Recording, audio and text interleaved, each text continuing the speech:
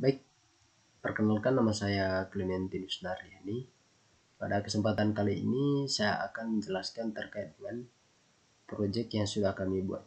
Nah, proyek ini kami buat untuk memenuhi UAS dari mata kuliah Sistem Pakar dan Sistem Pendukung Keputusan. Nah, proyek ini kami ambil judul yaitu Sistem Pendukung Keputusan berbasis Simple Additive Weighting atau SAB. Nah, untuk studi kasusnya itu di Koperasi Desa Tegal Narungan. Nah, untuk anggota kelompok kami itu yang pertama Iputu Aris Sanjaya, yang kedua Clementinus Nardiani, itu saya sendiri, dan Elvis Raiputra. Nah, yang pertama saya akan membahas terkait dengan permasalahan yang ada di Koperasi Desa Tegal Narungan. Nah, saat ini di mana di Koperasi Desa Tegal Narungan mengalami permasalahan, yaitu terbatasnya staf yang bertugas sebagai analisis dan staf yang melayani ke pengajuan kredit dari nasabah. Sementara di masa pandemi COVID-19 ini banyak nasabah yang mengajukan kredit di Koperasi Desa Tegal Narungan. Maka dari itu diperlukanlah sebuah sistem yang dimana sistem ini dapat mempermudah dalam proses analisis sampai dengan persetujuan kredit.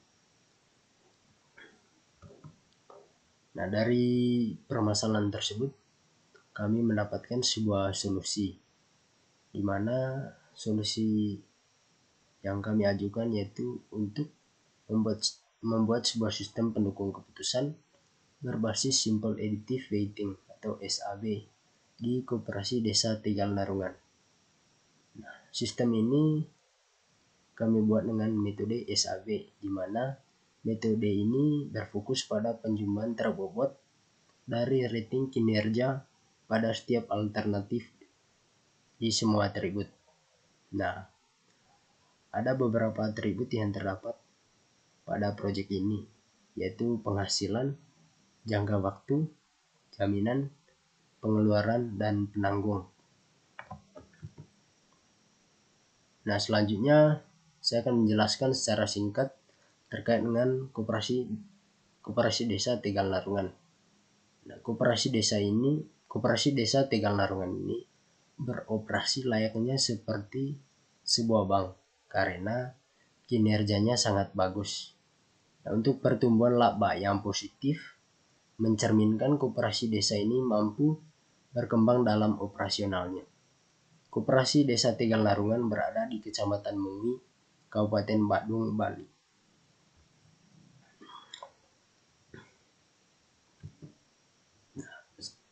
Nah, selanjutnya untuk tujuan dari Koperasi Desa Tegal Narungan. Untuk tujuan yang pertama yaitu untuk membuat rancangan bangun sistem pendukung keputusan penilaian kelayakan kredit menggunakan metode Simple Additive Weighting di Koperasi Desa Tegal Narungan. Dan tujuan yang kedua itu untuk membuat rancang bangun sistem yang mudah digunakan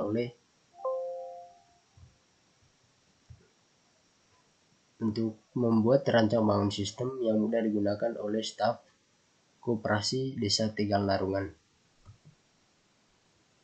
Nah, untuk selanjutnya akan dijelaskan oleh teman saya.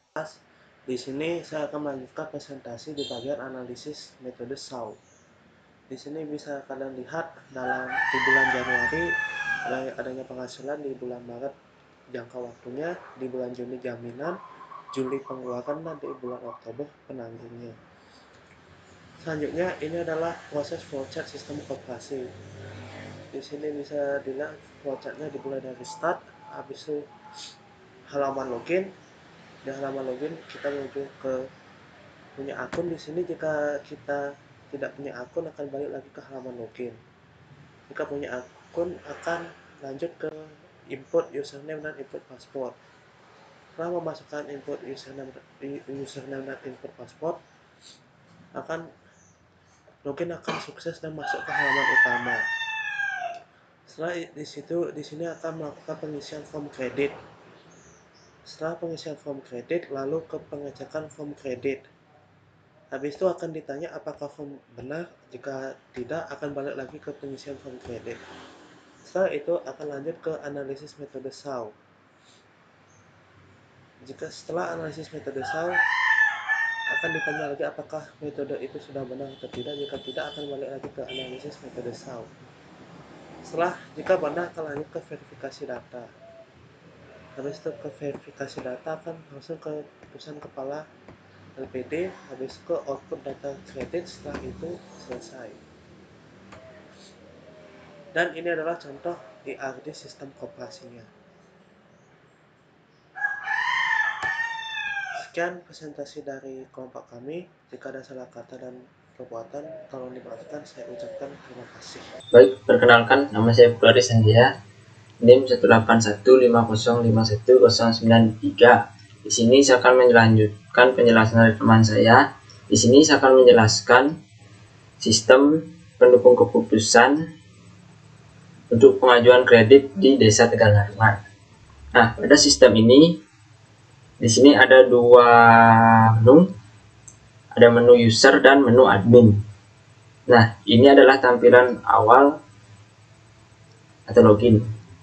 Nah, tidak hanya itu, di sini juga ada menu register. Pada menu register ini kita suruh, kalau kita belum punya akun, kita bisa meregister lewat menu ini. Nah, kita coba isi.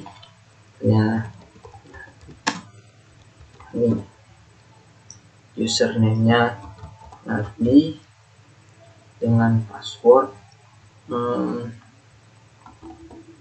dan konfirmasi password. Nah, data akan berhasil diproses. Selanjutnya kita bisa menggunakan username yang tadi telah kita buat dan password yang telah kita buat tadi. Ya, gunakan Nardi. Ya, Nah, di sini kita akan langsung masuk ke menu home atau menu utama dari sistem ini. Di menu utama ini terdapat sapaan atau selamat datang di aplikasi sistem pendukung keputusan Koperasi Tegalarungan.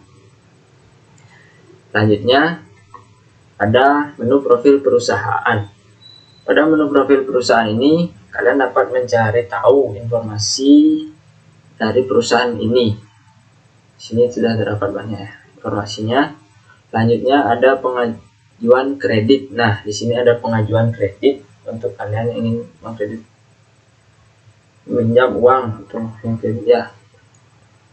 Nah, di sini ketika Anda ingin mengajukan kredit, Anda harus mengisi formulir yang ada di sini. Misalnya untuk nama,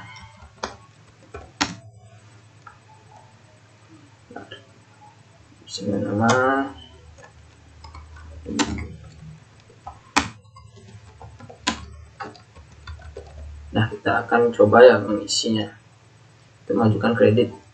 Nah, sumbangan untuk tanggal lahir 2.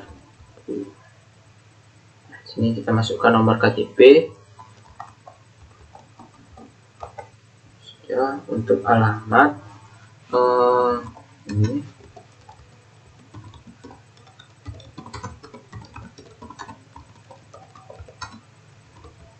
Nah, selanjutnya masukkan nomor HP.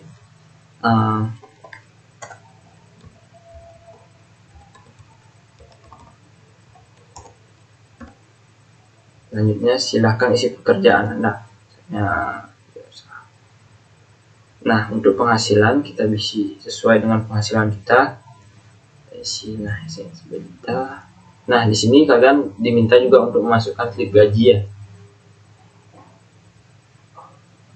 Untuk pinjaman, kalian ingin minjam berapa? Nah, sana 30 juta. Nah, selanjutnya jaminan, Anda punya jaminan apa? Seperti ada logam mulia, sertifikat rumah, sertifikat tanah, BPKB mobil dan motor. Menggunakan BPKB mobil. Selanjutnya pengeluarannya, misalnya, nah 3 juta. Untuk bukti pengeluaran, kalian juga harus isi berupa foto ya. Selanjutnya jangka waktunya misalnya 4 bulan. Untuk nama penanggung kalian bisa isi. Selanjutnya nomor KTP penanggung. Selanjutnya tempat lahir penanggung, misalnya di Sulawesi. Kalian bisa isi di mana saja ya. Selanjutnya tanggal lahirnya isi 15 11. Selanjutnya penghasilan penanggung misalnya di 3 juta. Selanjutnya slip gaji untuk penanggungnya, sertakan dengan foto slip gajinya. Nah, tujuan dari peminjaman ini apa? Kalian isi aja. Ya, untuk rumah. Nah, selanjutnya simpan. Setelah data disimpan, ini data akan terkirim ke admin. Nanti admin yang akan mengaksesinya. Selanjutnya hasil pemberian kredit. Nah, di sini untuk hasilnya, kenapa belum ada untuk hasilnya? Karena di sini kalian harus menunggu apakah pengajuan kredit Anda diterima oleh admin atau tidak. Kalau diterima nanti akan muncul di sini. Nah, selanjutnya ada menu logout. Ketika Anda mencet menu logout, Anda akan kembali ke menu pertama ya. Nah, baik, selanjutnya kita akan masuk ke menu admin. Nah, kita langsung saja masuk ke menu admin.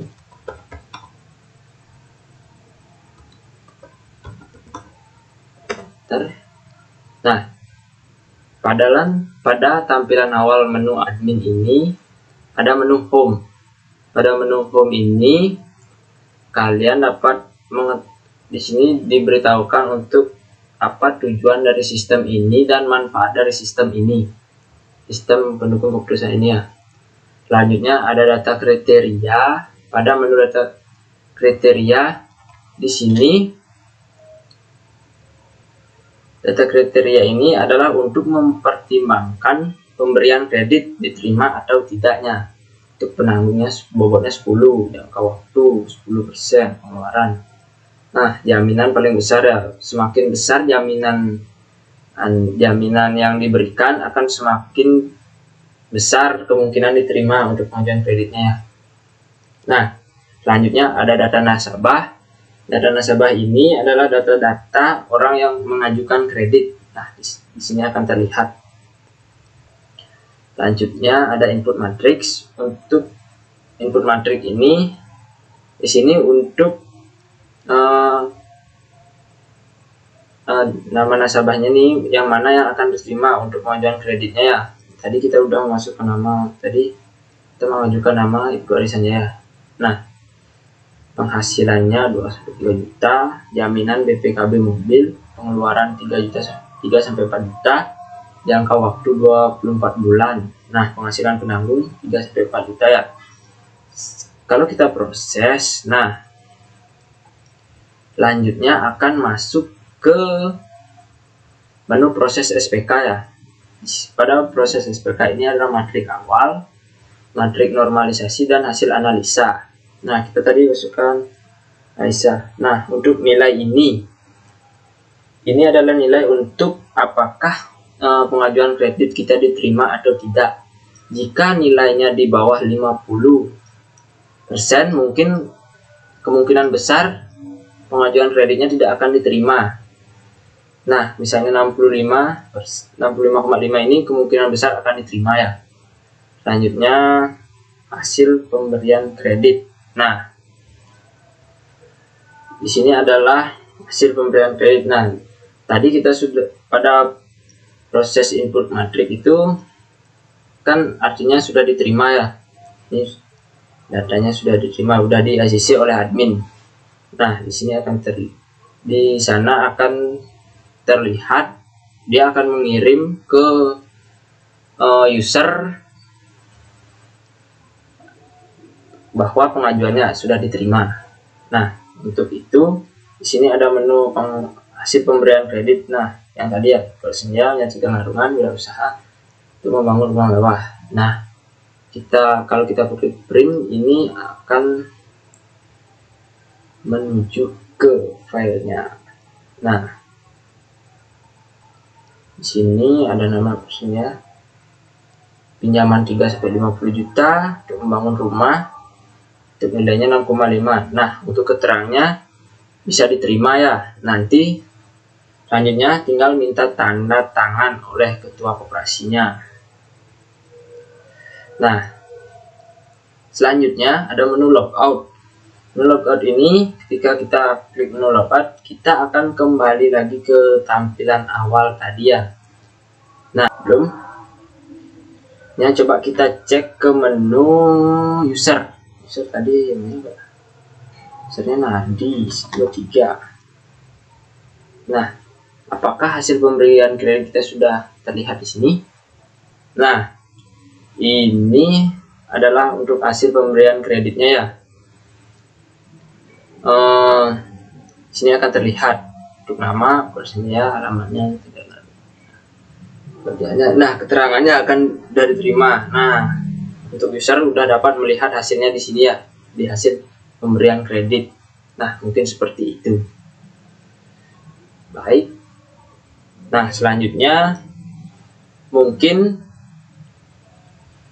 sampai di sini saja penjelasan saya. Jika ada kesalahan kata, tolong dimaafkan. Sekian, terima kasih.